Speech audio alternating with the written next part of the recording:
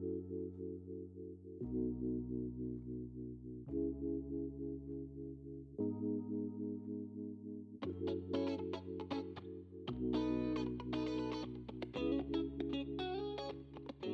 уу, өглөө өдөр арамид хаврын өр асий хавар болохоор засаалдаг шиг хүмүүсээс хөдөлгөөнд ороод эхлэх шиг санагддгоо.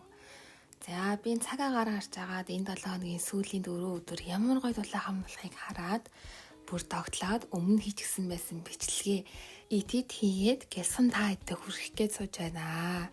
За тэгээд хаврын яг энэ үед дэйт болцоо хийхэд яг л тохирох цаг агаар биш гэж үү. Тэгээд яг ийм үед та хэдэ зохирсон гоё газар зааж өгье өнөөдөр. За ялангуяа залуучуудаа сайн сонсоорой заяа. Одоо яг ингээд завин дээр найз охиндоо эсвэл крашта хөрмөө нөмрүүлж төсөөлтөө. Окей, энийг хэмээрээ энэ бичлэгийг дуусна үзээрэй. За тэгэхээр харж байгаачлан бичлэг маань намар буюу дулаан байхад бичигдсэн боловч за энэ хөлгөн онгоц маань болохоор жилийн 4 өдрөл үйл ажиллагаа явуулж байгаа учраас санаа бүү зовоорой. Өөдөө яг гол юм яриа. За би хаашаа явсан бэ гэхээр хам өрөнгийн эрэг дээр нар жаргасан байгаа. Эрэг биш, хам өрөнгийн дээр завин дотор нар жаргасан байгаа. Тэгэд энэ аялал бяцхан аялал энэ талаар бичлэг хийсэн байна. Хаашаа яаж явах, яаж захиалах гэх мэтчлэн.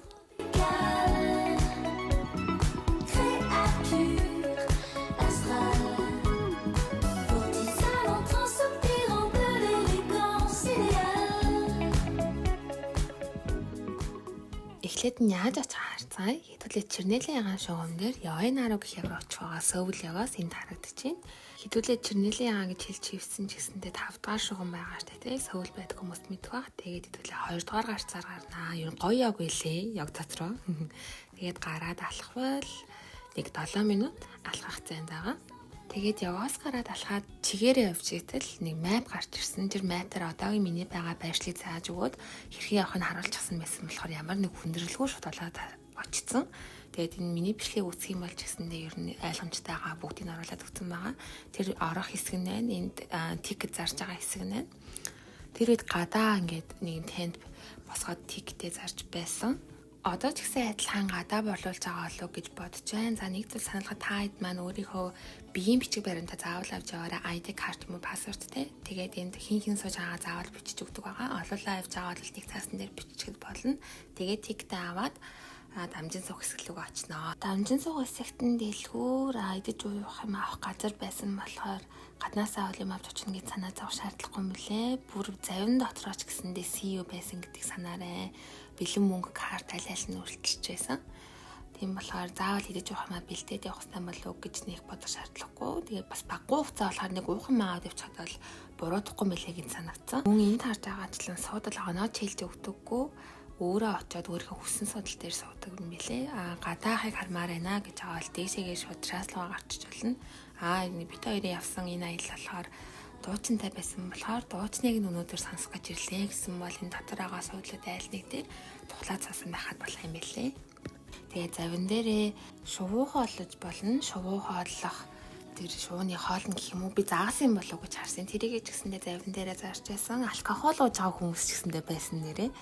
Хүлэн зөвшөөрдөг юм шиг үлээ. Тэгээд ер нь бол би мартагтааргүй нэг оройг өнгөрүүлсэн гэж бодож байгаа. Дотроо найз залуутаа маа найзлуу миний бичлэг хийж байгаа.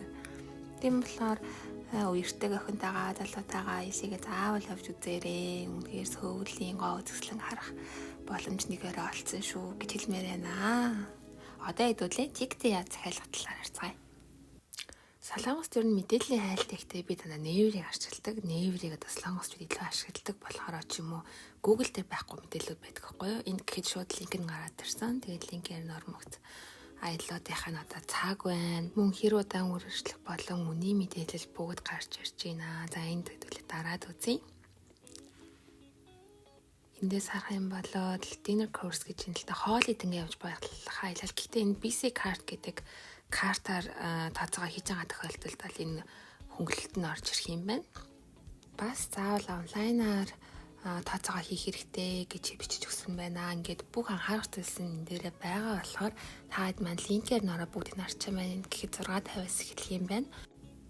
Мөн аялал маань ханаас хаа хүртэл ямар ч чиглэлд явах нь бас бичигдэж өгсөн байна. Цагийн мэдээлэл бол энд байна.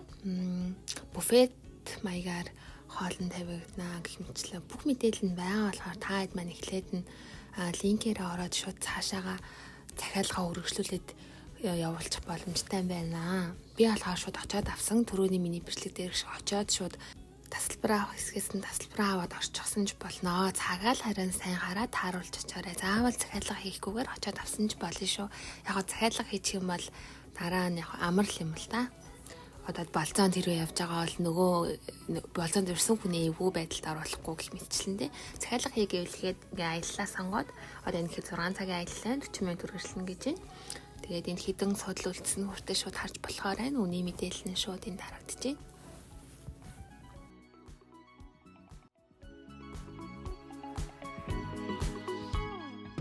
Agitation tropicale, symphonie spatiale. L'équipage à force épousant l'exubérance impériale. Fuir les apparences futiles, les beautés mécaniques. Pardonner la décadence organique. Sous son écorce impassible, on devine sa lascivité mutine, sa tendresse libertine.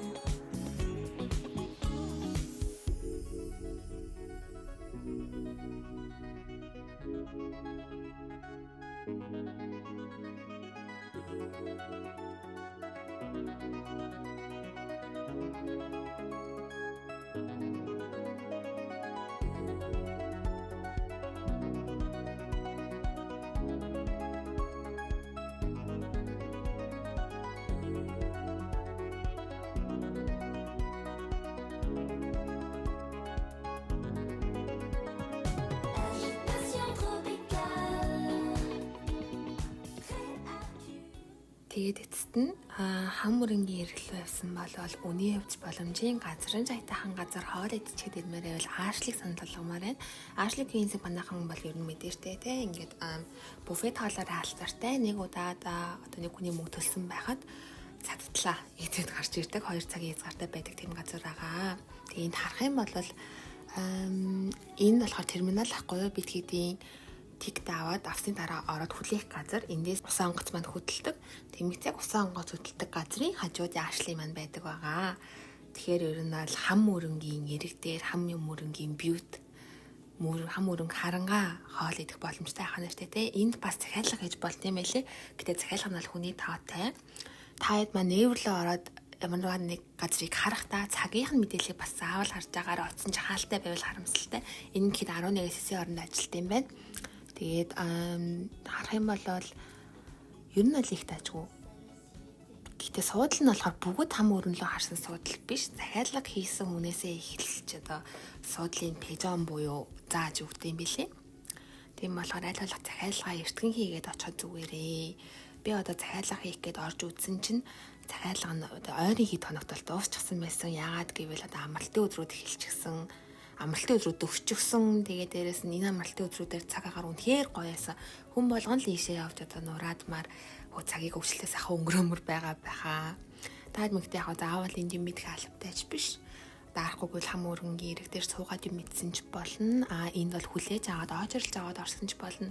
Цтай бол хам өрөнг харж суух нь азгүй бол гэтээр азгүй ч байх вэ.